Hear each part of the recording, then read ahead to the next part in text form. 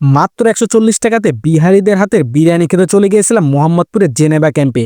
এই জায়গার বিরিয়ানি খাই নাই এমন লোক খুব কমই আছে। আসসালামু আলাইকুম গাইস, আমি রিফাত।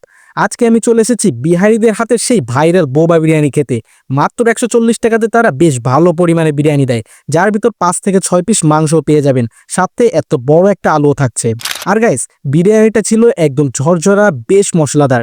মাংসগুলো ছিল একদম নরম। যারা পুরান ঢাকার হাজি হানিফ বিরিয়ানি খেতে খেতে ক্লান্ত হয়ে গেছেন, তাদের জন্যই বলছি, একবারই বিহারিদের হাতের বিরিয়ানিটা ট্রাই করে দেখেন। সত্যি বলতেছি, ফ্যান হয়ে যাবেন। যারা আমার মতো বিরিয়ানি লাভার, তারা এখানে এসে ২ থেকে ৩ প্লেট বিরিয়ানি খেয়ে ফেলতে পারবেন আরামসে।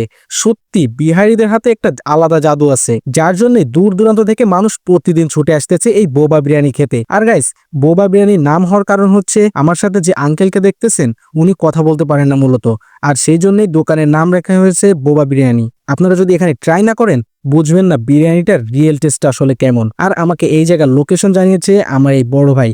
আপনারাও নেক্সটে কোনো জায়গার খাবার যদি জানেন, কমেন্টে লোকেশন বলে দেন। আর এটার এক্সাক্ট লোকেশনটা হলো মোহাম্মদপুর সরকারি উচ্চ বিদ্যালয়ের পাশেই যে গলিটা ঢুকছে বিহারি ক্যাম্পের ভিতর, এই গলি ধরে মাত্র ১ মিনিট হাঁটলেই হাতের বাম দিকেই পেয়ে যাবেন ভাইরাল বোবা বিরিয়ানি হাউস। আজকের ভিডিওটা এখানেই শেষ করতেছি।